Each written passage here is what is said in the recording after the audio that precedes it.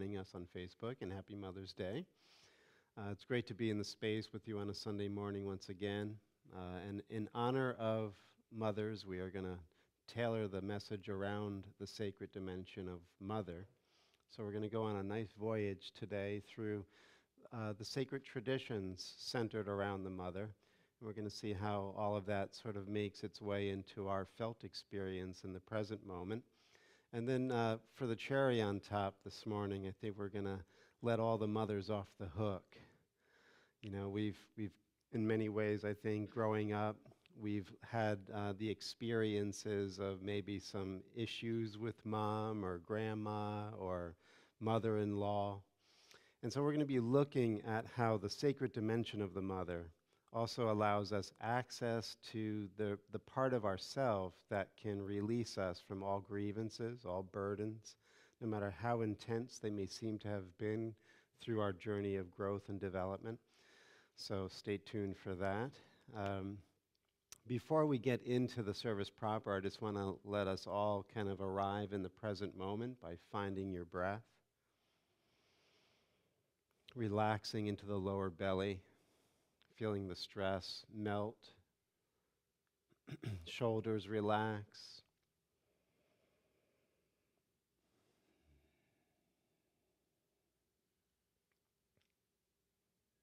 And then opening to that sense of the sacred within the heart space. That can be imaged or imageless, depending on what you desire, what feels right for you.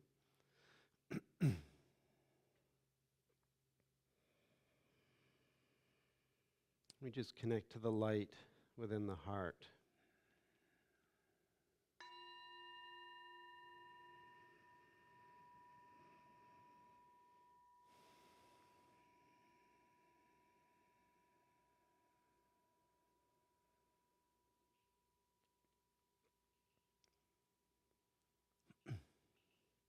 And for the next 60 minutes or so, let's make a promise to one another that we simply abide within the present moment, within the light of being, within the light of this instant awareness of who we are without a past or a future, and see if we can touch in to this sacred dimension that goes beyond linear time and is here for us right now, within this breath, within this moment.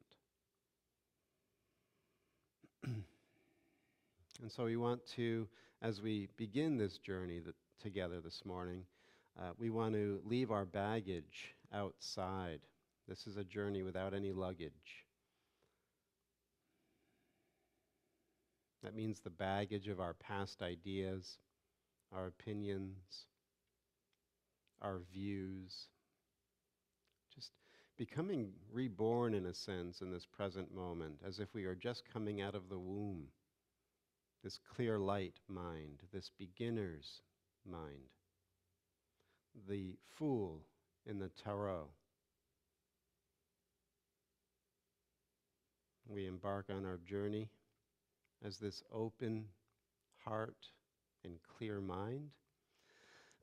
And in many ways, we are looking to settle all accounts with our past, both personally and along the whole human trajectory.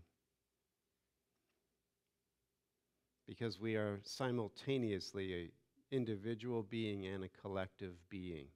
We represent an individual expression of a universal humanity. And so human history is our history. It's fractally embedded within our thoughts, opinions, ideas, physiology. And so we want to just access this multidimensional space and recognize that the Great Mother, the sacred presence of the Divine Feminine, is here in whatever form is necessary to bring us into a state of higher consciousness. This is why we're going to be looking today at this whole sacred tradition around the Mother Goddess. So again, setting aside any past opinions or views of Mother and what that may mean to you personally, simply abide here as this beginner's mind or open mind as we begin our journey. back in time. You know, there was a book written some years ago by Merlin Stone, When God Was a Woman, and it traces the gynocentric or mother goddess cults of the ancient Near East, which predated recorded history. The earliest strata of human civilization was always goddess-centered, mother-centered. And eventually the mother goddess tradition was usurped by what we now call the patriarchy and the father traditions, where God ceased to be the all-powerful goddess and was now subjugated by the all-powerful warrior god. And this took place both in mythic time and in historical time. According to Merlin Stone, as one scholar who expresses a very common belief or consensus, the nomadic tribes of the Caucasus were coming into the Fertile Crescent and into the Near East, and they were taking over these cultures that had been there for thousands of years with an established myth, folklore, song, art, etc. And these societies were egalitarian in nature. And they had a belief that it was from the mother that all life came. It's been theorized that they didn't believe or understand yet that the male's role was to plant the seed. They didn't really make that connection in those early days. It was life emerging from the womb. And that was a miracle, and therefore the goddess was the creatrix of all life without the need of a male. Once the connection was made and the horticultural society went into the agrarian society and we began to till the earth and plant seed, that's a correlate to what happened within the psyche of the human species. We began to make the connection that the father implanted the seed and therefore became much more important. He was the bestower of life. The container of the woman was simply a passive receptacle, and now the importance laid upon the man. And so that shifted things, especially when the societies started to come in that were more sword-oriented or phallically oriented. Another good book you might want to look at if you're into this stuff. The Chalice and the Blade by Rhianne. And there she actually distinguishes these two cultural paradigms. One that was the goddess-centered paradigm of society, which she called the partnership society. It was egalitarian. It was socialist in a sense. Everyone was equal. And the goddess owned, or the female owned the property and controlled the society, but did it from a motherly instinct, ideally speaking. And so there was really no war depicted within the artwork of these early mother goddess societies as we find them in now Turkey or Anatolia and early stages of Egyptian artwork. In fact, just as a quick aside, in the Egyptian society, this matriarchal presence stayed throughout the entirety of the empire. In fact, the Egyptian word for throne was feminine. In other words, the male was empowered by the female, was given kingship by the female. So this was a residual of this earlier tradition. We also see within Sumeria the early traditions before Egypt in Mesopotamia and Babylon, Sumeria. Tiamat was the mythic image of the mother goddess society. And it was Marduk who came in as this new god and slayed Tiamat, much like these tribes coming in, slayed and raided and pillaged and destroyed these matriarchal cultures and usurped their mythologies, their folklore, their song, their culture, and began to rewrite history. We even see this in our biblical tradition. What's really fascinating is in the biblical tradition, you see traces of this still existing within the canonical books of the Hebrew Bible that were heavily edited at a certain point in history, because and this is one of the reasons why my mind got blown when I went to seminary, because I was going into seminary thinking just as this cultural belief that God's a guy, a male, and, it's the Holy Spirit's a male, and Jesus is, a male, everything's patriarchal. And when you really start digging into the early strata of the Israelite society, they worshiped the Mother of Heaven. Far from being this really simple story of the monotheism of Abraham and this patriarchal God that started from the very beginning and went all the way up until the New Testament and then into the church age, it was a far different world. It wasn't so neat and tidy. In fact, the earliest temple, Solomon's temple, within the Holy of Holies, you had the mother goddess known as Asherah.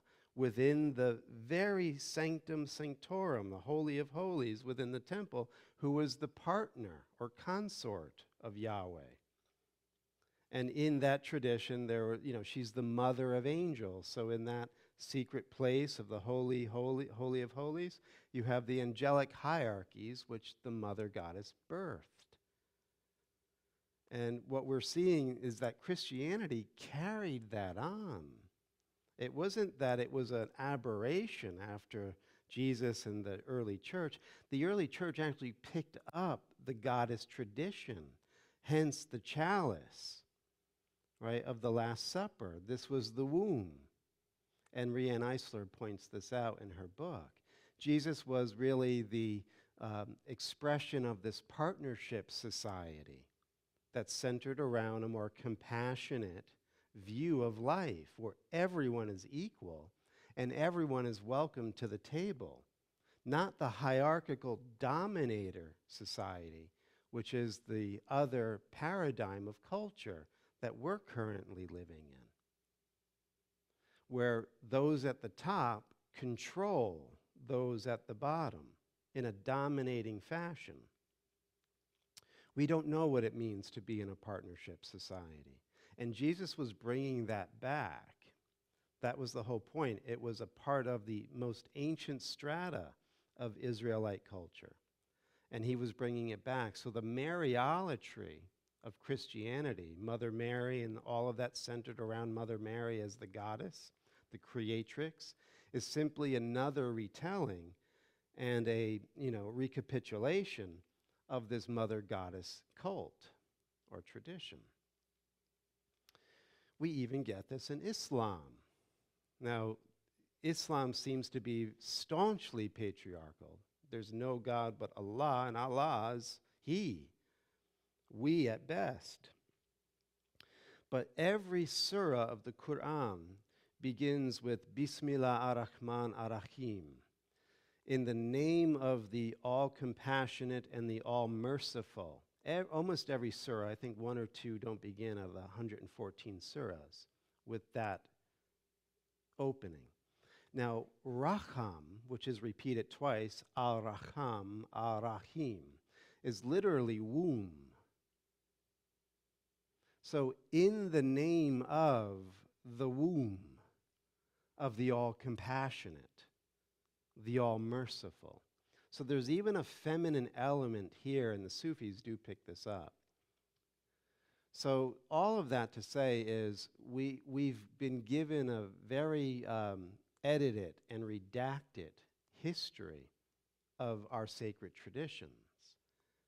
And it started, I don't want to keep boring you with all these scholarly details, but it really, in our heritage, as picking up the Bible as the centerpiece of our Western culture and civilization for the past, 1,800 years or so, we inherited the Hebrew Bible from the Jewish tribes that were present before the time of Jesus. This was when the Bible and the Hebrew tradition was being codified and written.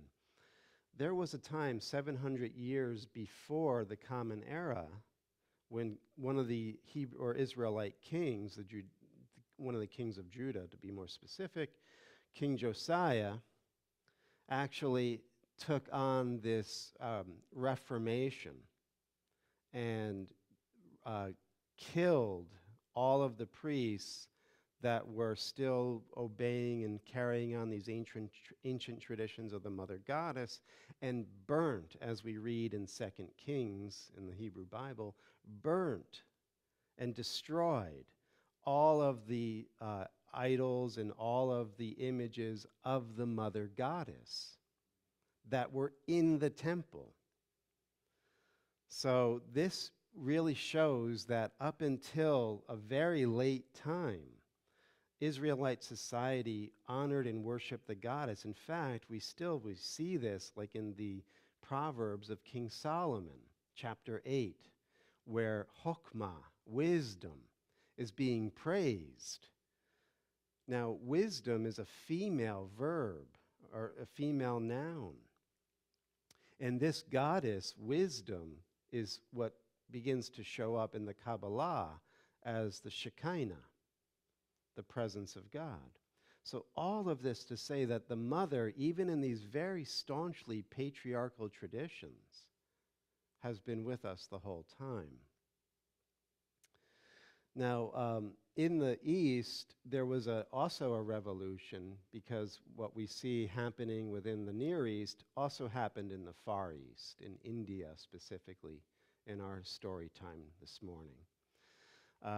You have the Vedic tradition of ancient India, and the Vedic tradition of ancient India became staunchly patriarchal, male-dominated, and dynastic. Only certain families were the Brahmanical families that were in control of the sacred teachings and the rituals and the power and the intellectual property rights of the entire civilization. But what happened in the year 500 of our common era, like 1,500 years ago or so, was the Tantric Revolution. In other words, what you see happening more or less within the Jesus movement is happening more or less within ancient India, and that is the goddess cultures were brought back to the forefront, and it was countercultural. It went against the patriarchal narrative. It broke with the norms of toxic masculinity, if you will. And what began to emerge within this tantric milieu was the Shakti, the primacy of the Shakti, which is the mother energy, and it's God's power. So you have these traditions now where women are the priestesses once again. They're holding control. They're the seers. They're the initiators. They're the ones that have the keys. So this was part of that Tantric revolution. And I like to read some of the literature, some of the love poems, really, that are dedicated to the goddess from this Tantric tradition. So this is taken from Mother of the Universe by Lex Hickson. It's a collection of poems from the Tantra. My blissful mother exists fully through every creature, is the name of this poem. Meditate, O mind, on the mystery of Kali, the mother. Use any method of worship you please, or be free from methods, breathing day and night her living name as the seed of power, planted by the teacher in your heart. Consider the simple act of lying down to sleep as devoted offering of body and mind to her. Allow your dreams to become radiant meditations on the cosmic mother.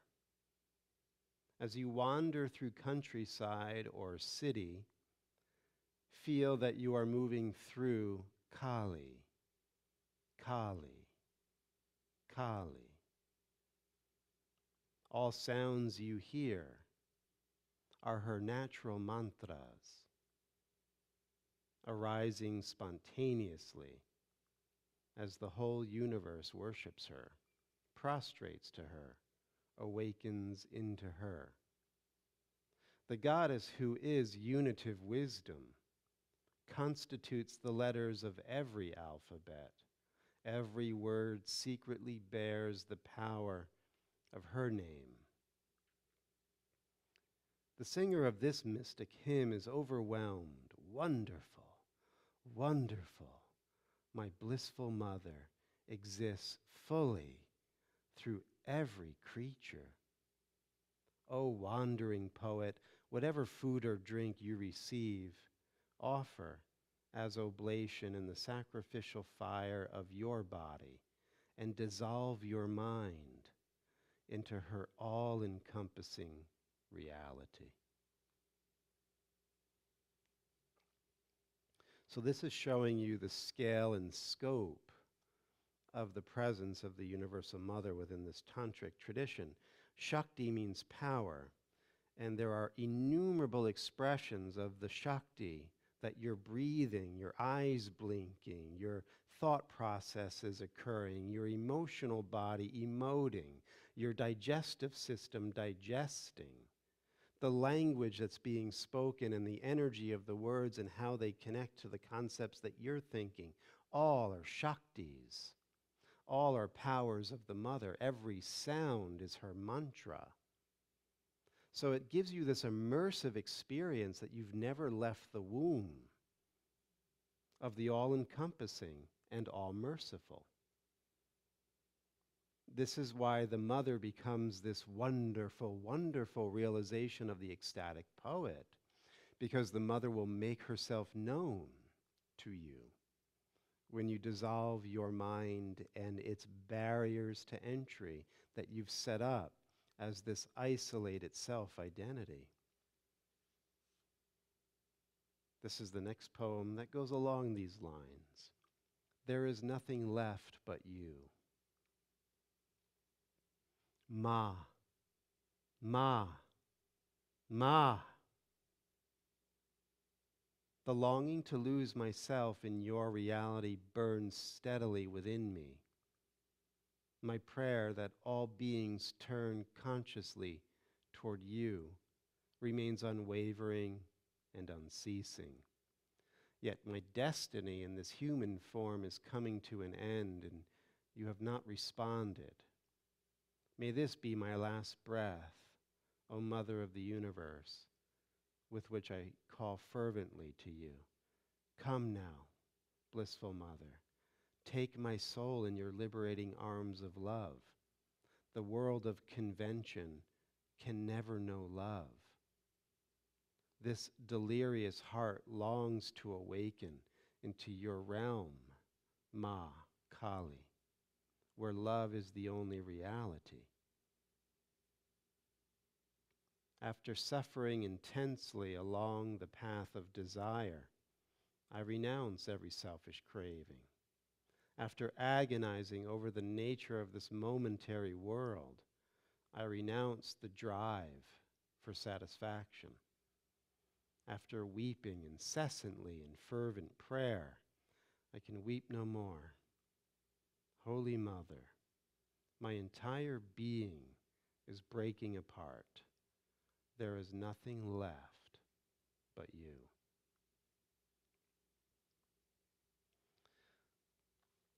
So this is what happens within this ecstatic self-surrendering. You begin to recognize the source of the powers within your being that are unconscious to us 99.9% of the time, and to realize that you are a divine creation.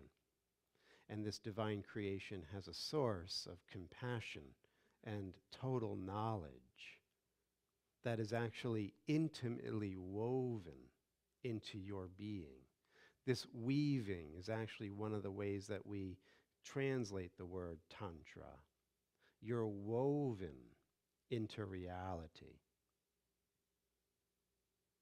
So our thought process, having been products of this dominator society, have become very skewed and distorted. See, one of the things that we found in the earlier society of the partnership of the goddess cultures was total integration. Not only did we see one another as of the same self, but we were woven into the fabric of nature. right? Remember that beautiful letter of Chief Seattle to the President of the United States, where the rivers were the brothers and the sun was the grandfather and the winds were the guides that whispered, and he couldn't understand what it would be like when the forests are heavy with the scent of many men and talking wires permeate the horizon, because this was the body of the goddess, and it was treated with such holiness and reverence and respect that they couldn't comprehend, as more of the matriarchal partnership mindset, what a dominator hierarchy society was doing, not only to the human life of the Indian civilizations, but to the natural beauty of the planet. We've run amok. We've gone astray. We've become very toxic in our psychology. And it's cut us off from the mystery, the beauty, the wonderment, and the enchantment. Literally, to be enchanted, to chant the mantra that the mother is every sound, every whisper, the breeze, the bird song, the waves. We have to come back to what the Chinese call this primordial origin point, where your energies and the cosmic energies marry again in the clear light mind of the present moment. Otherwise, we are lost sheep indeed, away from the temple, far away in the howling wilderness, not knowing the direction home. So we have to recognize where we are embedded, what has happened within our cultural situation, and know that our religions, because they have more or less been infected by this patriarchal dominator view, will definitely carry that dominator belief system within the way that they are presented and taught. So Jesus will come back at the end of time, says the book of Revelation, riding on a white horse with a sword to slay his enemies. And blood will run in the streets as high as the horse bridles. This is a war-based dominator view of God as punisher, not as womb of compassion. So this is why to expunge the goddess quality from the divine is dangerous. And, need I say, sociopathic, if not schizophrenic. We lose our orientation within the cosmos.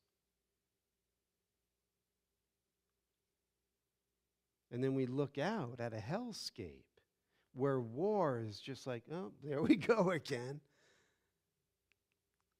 So this is why it does, and I say this often on Sunday mornings, it comes back to each one of us embodying the mystery that you are and shining it forth so that we can bring a new vision to this withering, sad world. And in order to do that, we must be fearless. So this is our last stop here, and maybe one of the last stops of the Tantric poetry. Beat the great drum of fearlessness.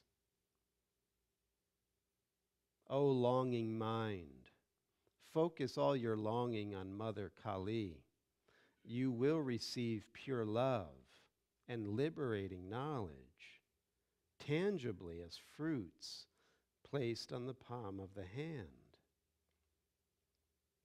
Release any lingering pride of personal power and merge your entire being with her. This is the worship that disappoints death. Please heed the call of Mother Reality. Inward, repeat Kali's transforming name and discover the fountain of illumination where the thirst of her lovers is quenched. their very being, immersed in her being, infused by goddess wisdom. This poet proclaims with adamantine conviction, sisters and brothers, release your root obsession, your greed, anger, pride, jealousy. These are only forms of fear. Beat the great drum of fearlessness and reach the final goal, awakening as pure consciousness. So what's interesting here in what we've been saying is that greed, anger, pride, and jealousy could very well be the markers within a dominator society. Right? We're rewarded within this society when we're greedy, ambitious, ruthless in business. We get to go up the ladder. I remember one of my professors in college said that within our current social dynamic, the one philosophy that holds true within the establishment is kiss ass or kick ass. And that's the way that the mind has to work.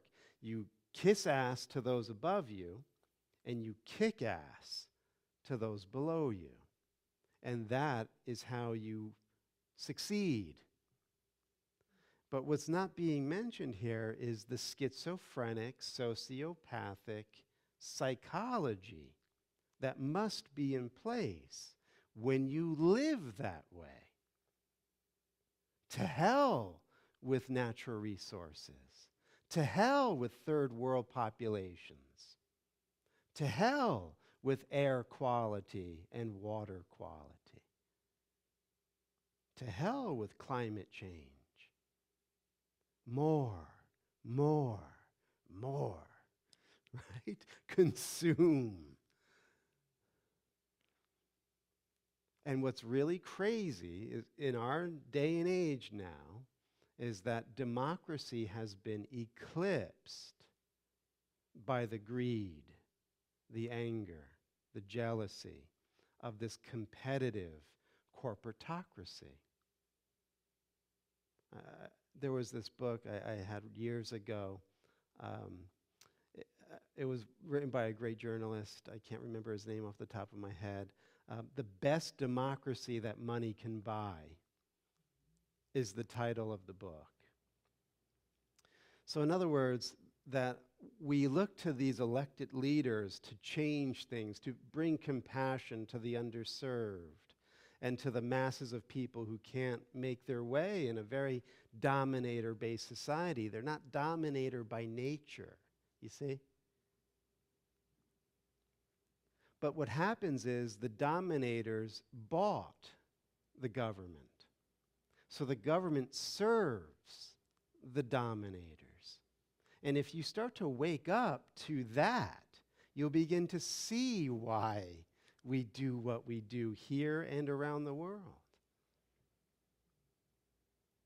We're ready to spend billions, tens of billions for more weapons, even for wars that we're not even supposed to be involved with. It has no bearing on us. But tens of billions could be thrown at that, really to the weapons manufacturers who bought the government. But we give our tax dollars to that. So we're aiding and embedding the dominator society. That's why you have to wake up. By first expunging greed, anger, jealousy, pride within your own little sphere. Start to realize where that's showing up, because what that is a blight on your consciousness, and it keeps you unconscious to the dominator society in which you're aiding and abetting mass murder, injustice, under the guise, mind you, of helping people. We're only there to help. We want to bring democracy bunk. Open your eyes. Stop sleepwalking.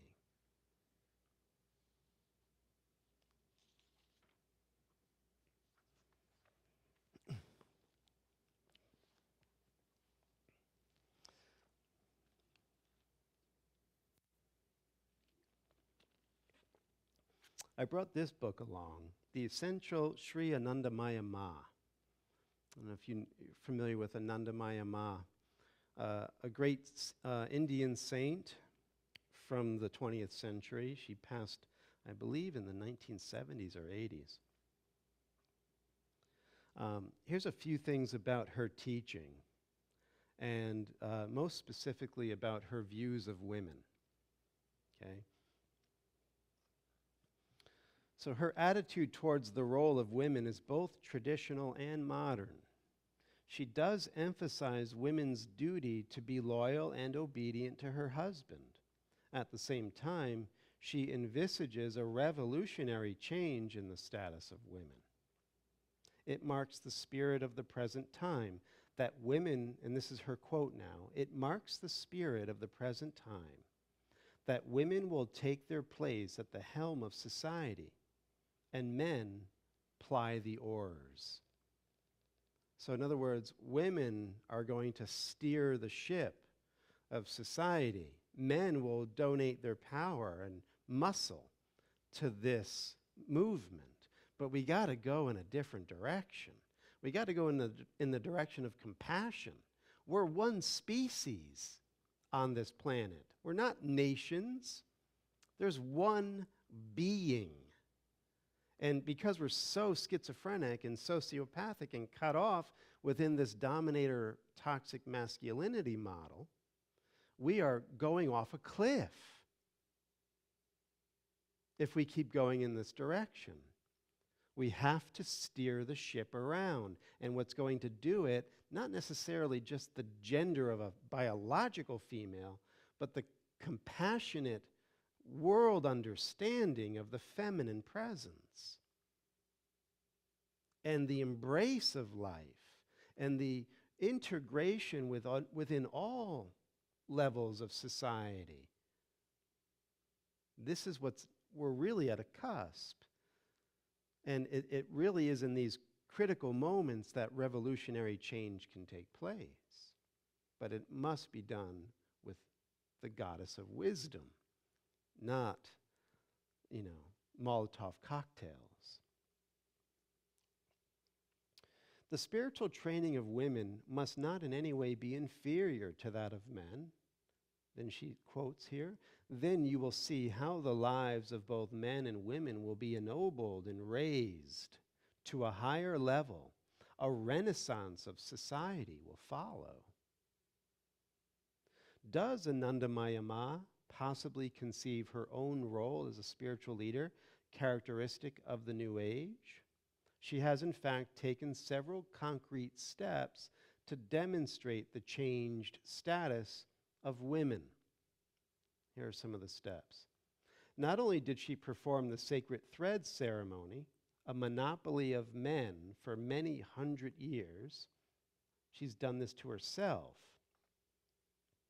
So they're referring here to the Brahmanical thread. If you've ever looked at pictures of high caste Hindus, they have a thread going across their bare chest. That's a symbol of the Dvija, or the second birth, as you come to be a man. Within this initiatic society, you begin to, have a spiritual role within the society as a Brahmin, because of this thread is a symbol of that. Women never had that, impossible. But she initiated herself in 1940 and actually wore the Brahmanical thread. It goes on, it says, and she arranged for it to be performed upon 3 of her women devotees. Like, really controversial. Consequently, all 3 of them recite regularly the Gayatri mantra, normally reserved for men. But here's an important point that's mentioned just a paragraph later. It is necessary not to misconstrue Anandamaya Ma's innovative gestures. In no way can they be seen as women's liberationist moves in the Western sense. The emphasis is on spiritual equality. Above all, the goal is liberation from sense enslavement and egocentricity. This is contrary to the contemporary Western movement, which chiefly claims the right for women to indulge in sense and pursue egoistic goals on par with men. In other words, women get to be greedy and prideful and toxic and sociopathic too. And that we call women's lib. Did you ever see that picture? I've mentioned it once before. There's this military bomber plane, and there's the same bomber taken as a picture above, and then a division in the photo, and the same bomber below. And the picture above says Democrat. And on the bomber, you have Black Lives Matter, the rainbow flag, women's liberation, Me Too, all written on the bomber. And the one that doesn't have all of those labels is called Republican. In other words, there's one party. And they use the identity politics to steer the masses into thinking there's actually difference here, only at the superficial. That's what she's saying. In this real revolution, you're transcending the dominator culture of sense indulgence and egocentricity. You're waking up to the sacred dimension of all life, where you will then see the only alternative is to beat the swords into plowshares and the spears into pruning hooks. They will no longer war in my holy mountain. This is the revolutionary change. No longer weaponizing gender, no longer weaponizing femininity. Who cares? I'm sorry, I'm just going all out here today. Who cares if you have a woman of color in a position of power if she's simply serving the same interests of the sociopathic war culture? What win is that? It's just you're willing to go along with the criminality. That's all. And it looks good. Optics are very important. So we sit there, turn on our TV, we're making progress. Am I going too heavy-handed this morning? But we have to let all our grievances go. But in order to let them go, we have to see where we've been unconscious in a dominator society. And Kali, as we were hearing in the Tantric poems, Kali is the goddess who destroys convention. She tramples on the patriarchal God, but she's liberating everyone. She's not turning into what she trampled on. You see? So this goddess power, or Shakti, or Holy Spirit, because I failed to mention that within the Gnostic Christian tradition, primarily you see this in the Gospel of Philip, the Holy Spirit is feminine. And we get this all the way back to the first opening paragraph of Genesis, when the Ruach Elohim, the Spirit of God, Marachefet, al Panei Hamayim, breathed on the waters. Marachefet and Ruach, feminine. So you have a feminine spirit creating within the first paragraph of Genesis. So this is all to say that we are looking here with a new lens, and the need, as a result, for a completely revolutionary paradigm in our society, culture, and government. we are headed towards a cliff. And it's the feminine power that is emerging, but also being weaponized in a wrong way because it's emerging. You see? They're trying to survive just like any other organism. So they're going to weaponize the feminine. They're going to distract and distort this feminine and co-opt it. You have to see beyond that. The only way to safety is compassion, forgiveness, but fearless. This Kali fierceness sometimes has to come in to set the sacred boundaries. Not attack, but stand and embody this universal power.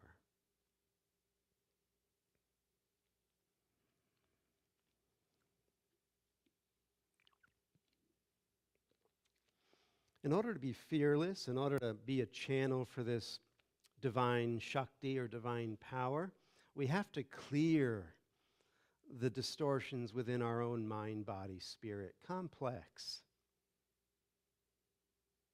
We are a microcosm of the macrocosm. As above, so below. So I'm literally talking to the universe right now in a focal setting. You have no idea, as nor do I, of the scope and power of your blessed inheritance.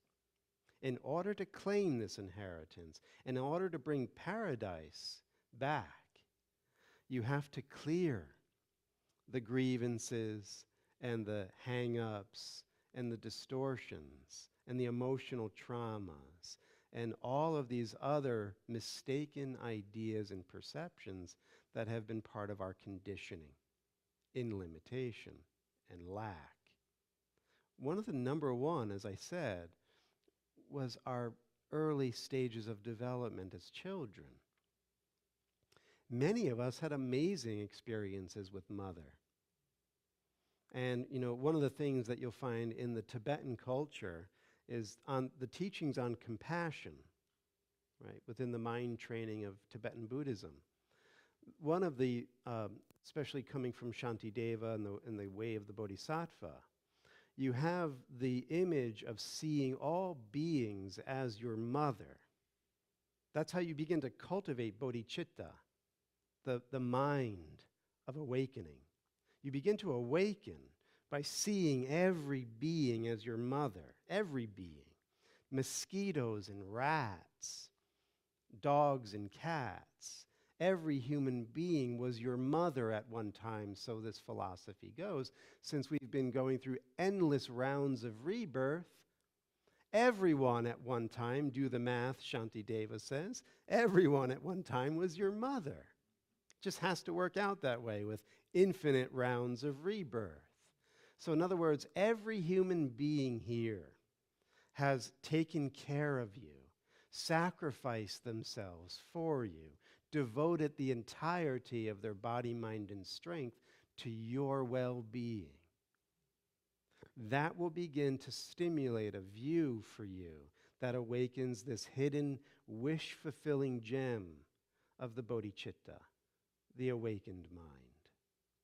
Now, the Dalai Lama, when he's giving these teachings of compassion to the West, realizes that unlike in Tibet, where the mother is seen as so upstanding and honorable, many of the Westerners, he realized, didn't have such a pleasurable experience with mom.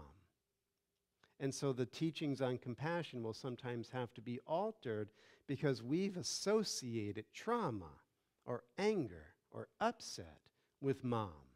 And it's been so deeply ingrained in us because many of us had it at a early stage of development that it would be hard to get around. this isn't to say that we don't recognize and honor mom. But I think if we're honest with ourselves, we're going to see, and I'm saying this to myself as I reflected on the message today, I stagger in awe at what my mom went through, the struggles, the difficulties. I can't even begin to tell you. And yet, hot food on the table every night, prayers and kisses in a clean bed with clean pajamas, like just the love was always there no matter what. The intense struggle and against all odds she faced. So my mom is a hero in that sense. Like, I could never have done that. I couldn't. I wouldn't have the strength to do that. And at the same time, growing up as I did, I had my grievances and my upsets and my can't go there with you, I got to disconnect from you, and walked away for quite a number of years. And maybe this speaks to you with your mom. Where we're going finally here is in A Course in Miracles, because one of the things that we've touched on is that we want to wake up to the sacred dimension of who we really are and embody that fearlessly. And like we're saying, in order to do that, you have to be a clear channel. Well, when you begin to realize that if you look at the chakra tree, going up the spectrum of your chakras, the ego and its traumas are here in the third chakra, or Manipura. When you begin to emerge within this all-compassionate heart, where the bodhicitta begins to grow, you go into a universal transpersonal understanding of yourself. That means you're going to have to let go of the stories that your ego holds at this lower frequency level of consciousness. They're going to be transmuted, transcended, healed, and integrated into the compassion of the open universal heart. In order to do that, you have to realize who you are. Otherwise, it's just storytelling. You already are the sacred self, having amnesia. And this teaching in A Course in Miracles is having us come to terms with how we've limited ourselves within these grievances of our mother. And we've made this into a story where we feel victimized oftentimes, unjustly treated, abused maybe. And in order to heal this, we have to see it differently. And so there is a passage in the third chapter of the Course that says something very important. I'm going to rephrase some of the language so it fits the message here this morning. Consider your mother, for example. No one has adopted all of his mother's attitudes as his own. In every case, there's been a long process of choice in which the individual has escaped from those choices, viewpoints, beliefs that he himself vetoed, while retaining those he vetoed for. There's some things about my mom that I have sympathy with, agreeing with her, embodying even many of what she believes, much of what she believes. There are other things that I completely, entirely reject about my mother. That's what he's saying. For instance, someone might not have retained his mother's political beliefs because he believed he was free in this area to choose his own political beliefs. Yet, he might still have retained his mother's misperception of his worth. So follow the line of thought here. It's really important. All growing up, you were in a constant process of choosing for and against what your mom believed. You agreed with this, you rejected that. But when it comes to something like what your mom thought about your worth, it almost becomes where there's no choice there. Look, in this case, there must be some acute problem of his own that would make him so eager to accept the poor opinion of his mother. Did you get that? There's something within the individual that makes them prone to accept the poor opinion of the mother that she's projecting. So it's really just my own inner conflict that makes me susceptible to this mistaken projection of my mother. This tendency can always be regarded as punitive. What? In other words, the person, the child, is so eager to internalize the mother's misperception of his worth because he wants to make her appear responsible for his pain. Remember, one of the things that we can't really do justice to here is you're an eternal being. You came in with your own baggage. You chose your parents. This is the teaching here.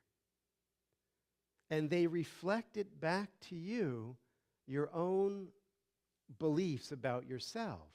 They couldn't resonate at that vibration with you unless you already had this going on with you. This is what's going to set you free from the toxic mother and recognize the sacred mother. You're the toxic child who actually used the toxic mother so that you wouldn't have to take responsibility for what you, as the eternal soul in endless rebirth, were doing to yourself.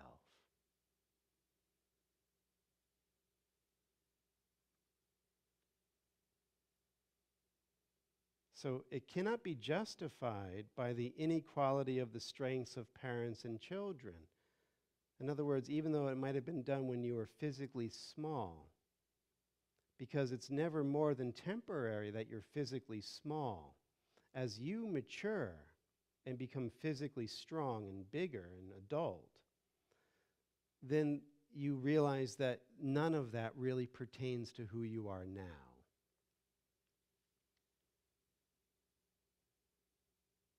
So then why should anyone accord an obvious misperception so much power? And this is what he says, there cannot be any real justification for it, because even if you yourself recognize the real problem, when you say, how could they do this to me?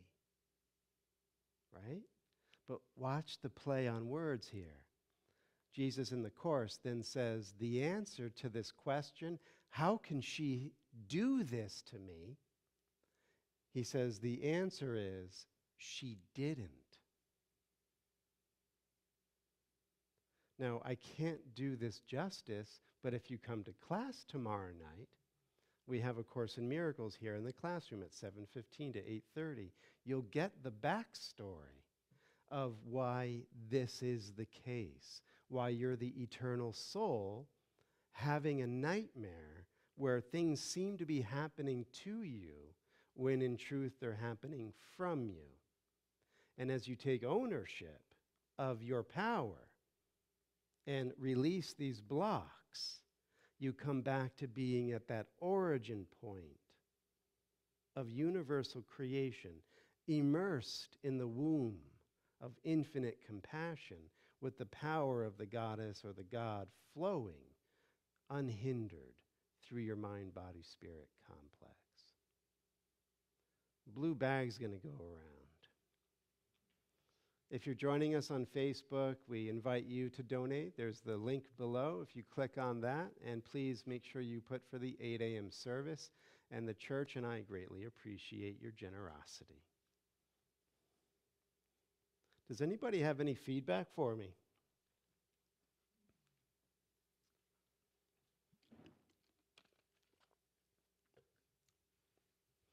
Yes.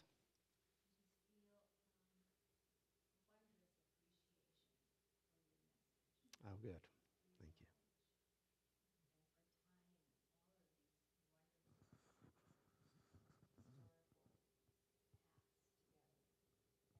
Oh, you're so welcome. Thank you. Thank you. American Indian tribes, Mhm. male-dominated society, there was always a male chief. Mm-hmm. But if the grandmothers decided the chief was doing wrong, they would remove him, Mm-hmm. Yeah. even though they had no decision of what the chief and the councils all did. Yeah. They still had that power of Yeah. veto. Yeah, the safety net, so Yeah. that we don't go into madness. Very good. We're just very grateful for the offerings. We bless this with the heart's love and compassion that it may be charged and go out into the world to make all beings happy and free, and so it is. Amen. Thank you, everybody. You can stand when you're ready. We'll close out. We just want to rest back within the heart space, feeling the sacred vibration of Mother's presence. We dedicate this day to Ma. Ma. Ma. Knowing that the light of God surrounds us, the love of God enfolds us, the power of God protects us, and the presence of God watches over us, wherever we are. Ma is. Amen. Have a great day, everybody. Thank you so much.